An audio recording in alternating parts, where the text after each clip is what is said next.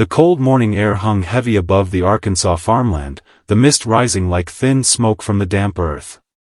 A convoy of olive trucks rolled slowly down the dirt road, their engines low and steady, carrying inside them the remnants of a defeated army, German soldiers taken prisoner somewhere in North Africa months earlier. They were lean, tired, and silent. The rhythmic creak of chains and the soft thud of boots on the truck floor was the only sound they made. Most were young, barely in their 20s, faces drawn by heat, war, and hunger. They had survived the desert, the capture, and the long journey across the Atlantic, yet as the trucks came to a stop before a row of wooden gates, the fear of the unknown settled into their chests. This was America. The land they had been told was decadent and cruel, a place where prisoners were starved, beaten, and forgotten. But as the guards opened the back of the trucks, what the Germans saw confused them more than frightened them.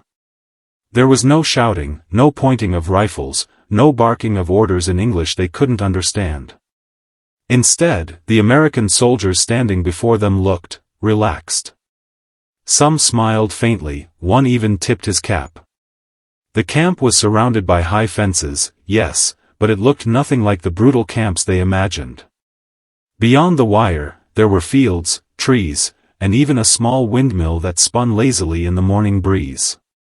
The prisoners stepped down one by one, lined up in rows as their names were checked. The American spoke slowly, clearly, giving instructions through a translator.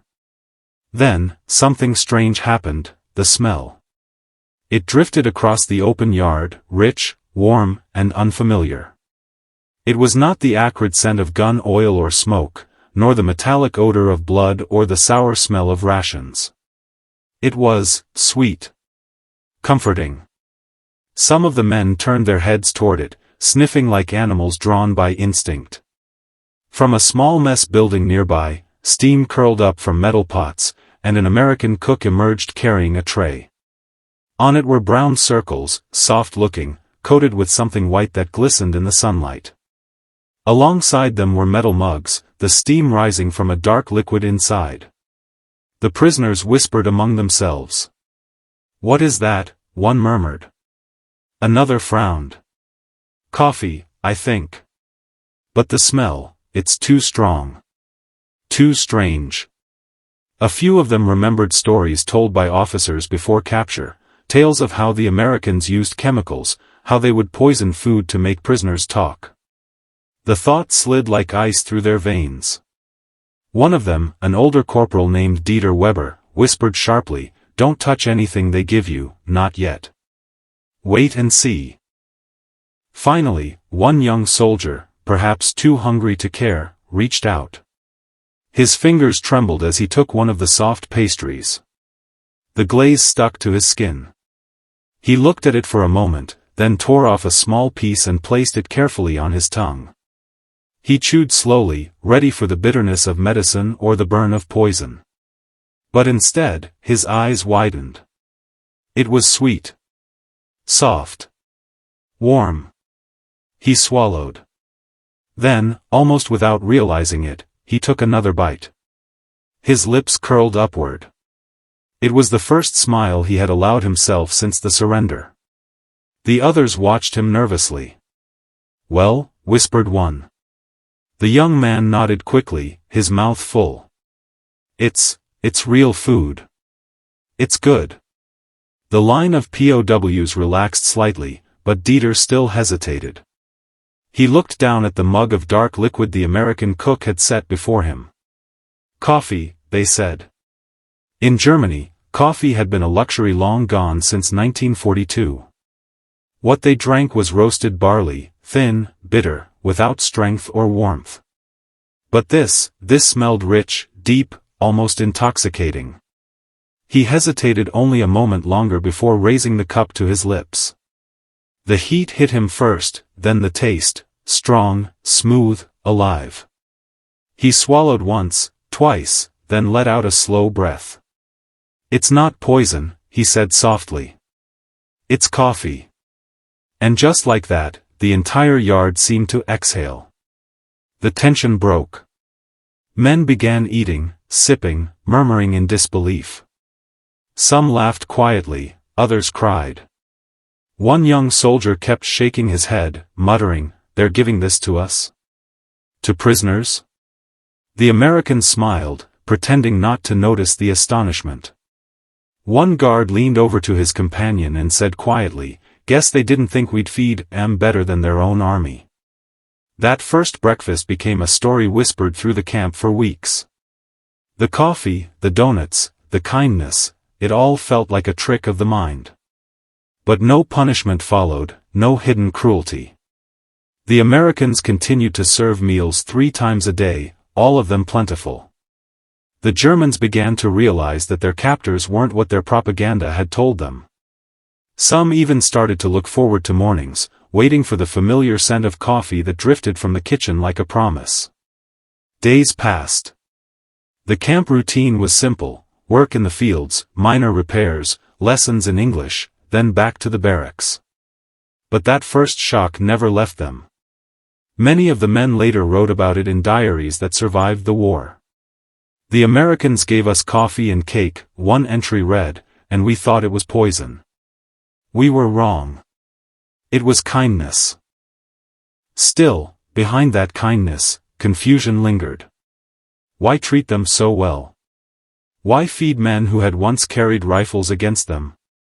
It didn't make sense. To understand that, they would need to see more: the small gestures, the unexpected laughter, the way the guards treated them not as enemies but as men. That understanding would come slowly, like dawn breaking through fog. But on that first day, with the taste of sugar still on their tongues and the warmth of real coffee in their bellies, they began to wonder if perhaps the war had lied to them in more ways than one. The days turned into weeks, and the camp settled into a strange rhythm that none of the German prisoners had expected. Every morning at sunrise, the faint smell of coffee drifted across the barracks, calling them from sleep more softly than any bugle or command ever had. At first, they drank it carefully, still half expecting the bitterness of trickery, but over time they began to crave it. The warmth it brought to their empty stomachs and the slight shake in their hands when the caffeine hit felt like a reminder that they were still alive. It was a small thing, yet to men who had survived starvation rations in Tunisia and endless fear in the desert, that small thing felt enormous. Some mornings, they worked in the field surrounding the camp. Rows of corn stretched under the sun, and the smell of soil replaced the scent of smoke and fuel they had known during the war. The Americans let them sing as they worked, and so the air often filled with low German voices carrying songs of the Rhine and home, voices that cracked but didn't stop. The guards didn't interrupt them, sometimes they even asked what the words meant. The prisoners explained shyly, surprised that the Americans wanted to understand their songs at all. One morning, as the prisoners marched toward the fields, Dieter noticed something that made him stop. Near the fence, an American soldier knelt beside a patch of grass, feeding crumbs to a bird. A sparrow, small and bold, hopped close to his hand, pecking. The soldier smiled as if he had forgotten where he was. For a moment, Dieter simply watched, the image settling in his mind like a strange dream. Back in Europe, there had been no birds left near the camps, they had flown away long ago. After lunch, when the heat began to rise, the guards handed out cold water and biscuits. The biscuits were dry, but they carried a sweetness that made the men think of home kitchens, of mothers and wives who once baked on Sundays before everything burned. The Americans passed them out without fuss, no speeches, no demands. Just food. It was that simple act, repeated day after day, that began to chip away at the walls in their minds.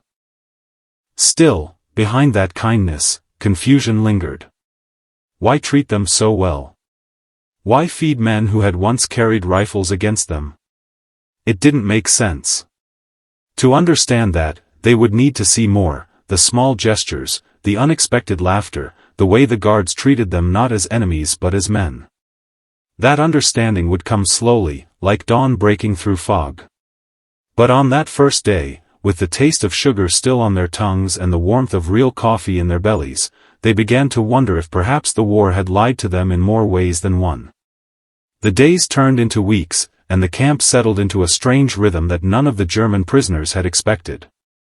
Every morning at sunrise, the faint smell of coffee drifted across the barracks, calling them from sleep more softly than any bugle or command ever had. At first, they drank it carefully, still half expecting the bitterness of trickery, but over time they began to crave it. The warmth it brought to their empty stomachs and the slight shake in their hands when the caffeine hit felt like a reminder that they were still alive. It was a small thing, yet to men who had survived starvation rations in Tunisia and endless fear in the desert, that small thing felt enormous. Some mornings, they worked in the field surrounding the camp. Rows of corn stretched under the sun, and the smell of soil replaced the scent of smoke and fuel they had known during the war. The Americans let them sing as they worked, and so the air often filled with low German voices carrying songs of the Rhine and home, voices that cracked but didn't stop. The guards didn't interrupt them, sometimes they even asked what the words meant. The prisoners explained shyly, surprised that the Americans wanted to understand their songs at all.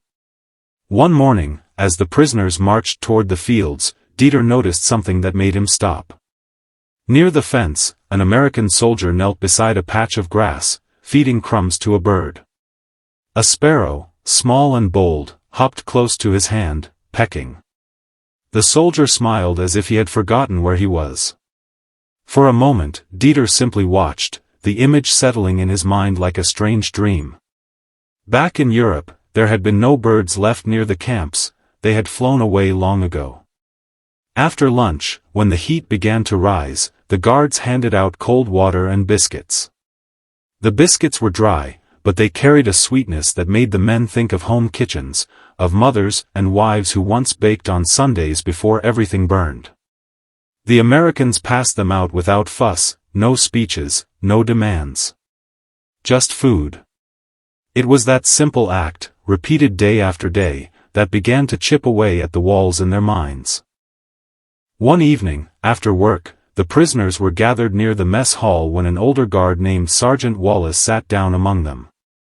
He had a square face, a strong jaw, and a habit of chewing gum as if it were a part of his thinking process. He spoke slowly, choosing his words so the translator wouldn't struggle. "You boys work hard," he said. "You keep that up, you'll eat like kings." The translator relayed his words. A few prisoners chuckled nervously. One of them, a tall, blond man named Karl, raised his hand. "Why?" he asked. "Why do you feed us like this? We are enemies." The question hung in the warm evening air. Wallace looked at him for a long moment before replying. "Because the war's out there," he said, pointing toward the horizon. "Not in here." The translator repeated it, and silence followed. For the first time, the Germans saw the man not as a guard but as a person. Wallace's tone wasn't proud, wasn't angry, it was simply human. That night, in the barracks, the men talked quietly. "They treat us better than our officers ever did," one whispered. Another nodded. "Maybe this is their way to make us ashamed." "No," said Dieter. "They don't want us ashamed. They just want us to see." The next morning brought rain. The yard turned muddy, and the men worked inside repairing wooden crates. The mess hall smelled stronger than usual, rich with roasted beans and fried dough. The cook, a cheerful man named Harris, served each prisoner a donut straight from the pan, still hot, and poured coffee until the mugs overflowed. "Eat it while it's warm, fellas," he said in his southern drawl. "That's the best way." The translator didn't even need to explain. The Germans understood the kindness in his voice. They ate, steam rising from the pastries in their hands, and for a brief moment, the world outside the barbed wire felt distant. Later that week, small changes began to appear. The men started washing their uniforms more carefully, combing their hair before breakfast. One even whistled an American tune he'd heard from a guard. It was as though the camp had become a strange, peaceful island in the middle of chaos. They still knew they were prisoners, still knew a war raged across oceans, but inside those fences, life began to soften. Then came the letter day. Every few weeks, the Red Cross delivered mail from Europe. The men lined up, trembling with hope and fear. Some received thin envelopes from mothers, sisters, wives. Others received none at all. Dieter got one that morning. His wife's handwriting looked weaker than before. She wrote about rationing, about standing in long lines for bread that never came, about neighbors who boiled potato peels to survive. As he read, his stomach twisted.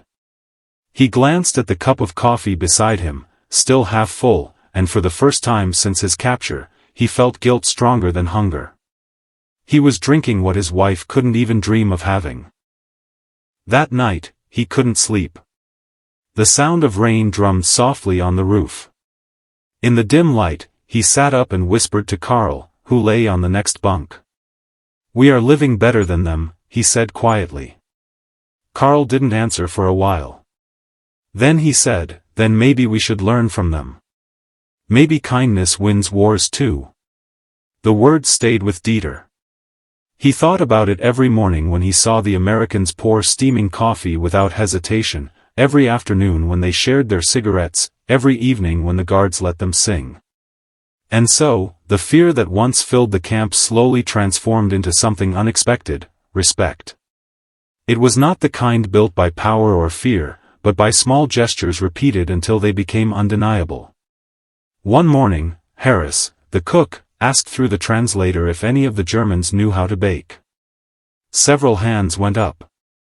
The Americans cleared a corner of the kitchen for them. The prisoners began making bread, using American flour, American sugar, and German patience. Soon the smell of fresh loaves mixed with coffee in the air, drifting over the camp like a memory of peace. When they tasted the bread together, guards and prisoners side by side, no one spoke. They didn't need to. The silence said enough. The war outside would still rage for months, but inside those fences, something else was growing, something the Germans could never have imagined when they first stepped off those trucks and smelled that strange, sweet air. It wasn't surrender. It wasn't defeat. It was the rediscovery of what it meant to be human. By the spring of 1945, the Arkansas camp had become more than a prison. It had become a small, fragile world of its own. The rows of wooden barracks stood quiet under the wide blue sky, and the sound of hammers and voices filled the air each day as the German prisoners helped rebuild barns, fences, and sheds destroyed by winter storms. The guards trusted them now, often leaving the gates to the fields open while they worked, rifles slung low, eyes soft. The war was still raging across the ocean, but here it felt like something distant, something fading. Each morning began the same: the smell of coffee, the call of the mess bell, the laughter that always rose when Harris the cook pretended to be angry that the Germans ate faster than his soldiers. The men had grown stronger again, the hollows under their eyes had filled, their faces no longer sharp with hunger. They built wooden chairs for the guards, carved little toys for the local children, and wrote letters in careful English to their families, telling them, sometimes in disbelief, that they were safe. But safety in wartime is a delicate thing, and even kindness can be tested when fear still lives in the bones of men. One humid afternoon, as thunder rolled in the distance, a truck pulled up at the camp gate. Inside sat a new batch of prisoners, thin, dirty, hollow-eyed men fresh from the chaos in Europe. These were not the same kind of soldiers as those who had been here for months.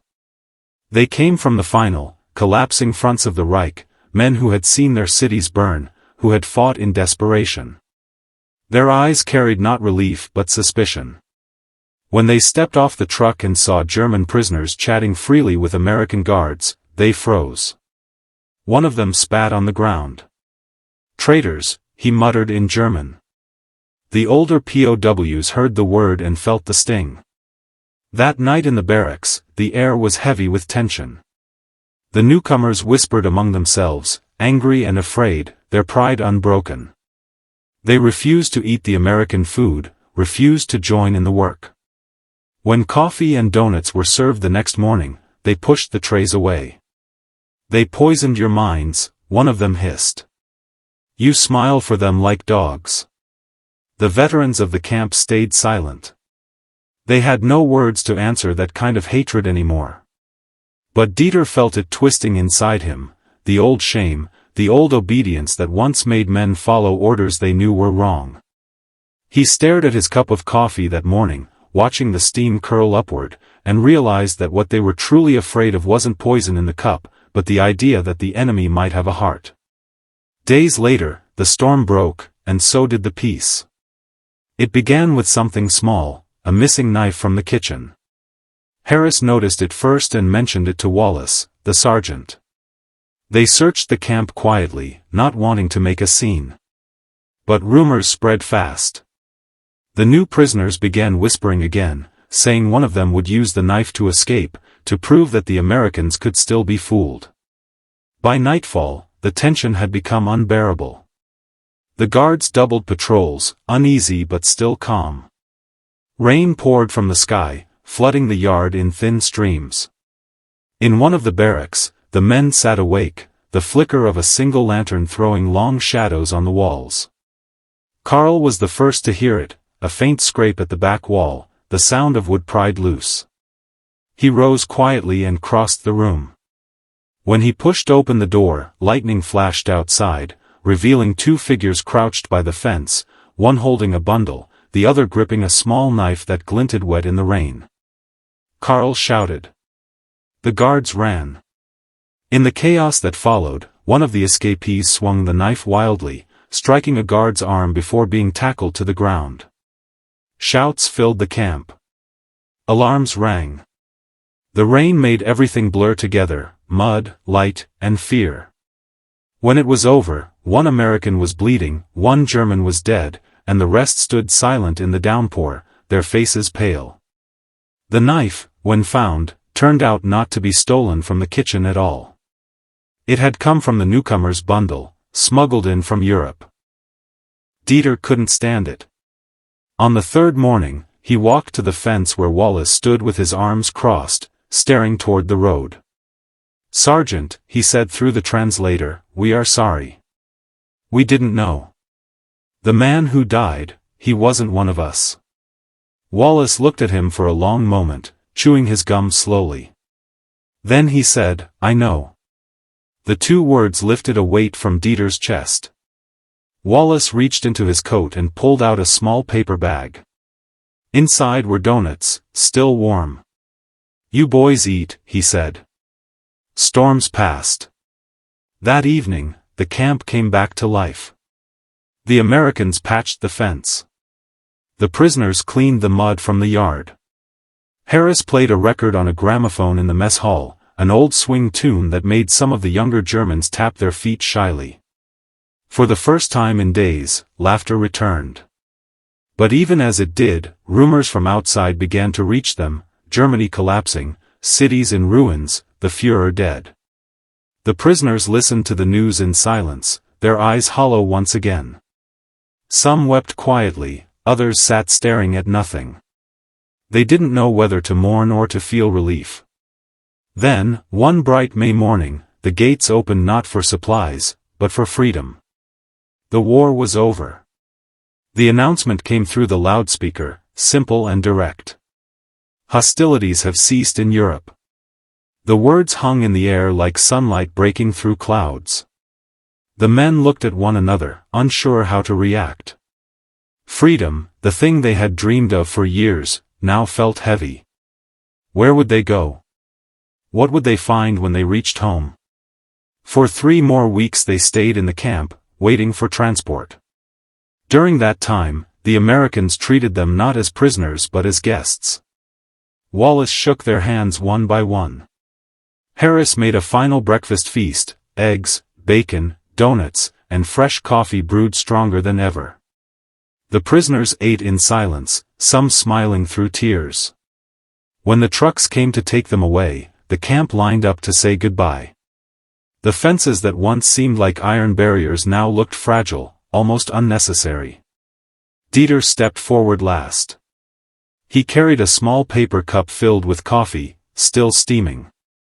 He raised it slightly toward Wallace. For you, he said in halting English. From us.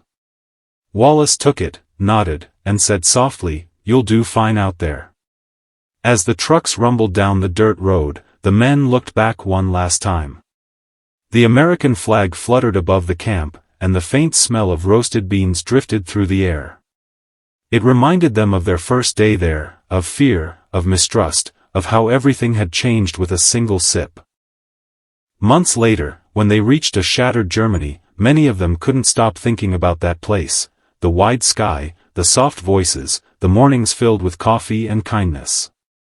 Dieter kept a small notebook where he wrote each day, trying to understand what it had all meant. One entry read, "They fed us like men, not enemies. They gave us what we no longer gave each other, dignity."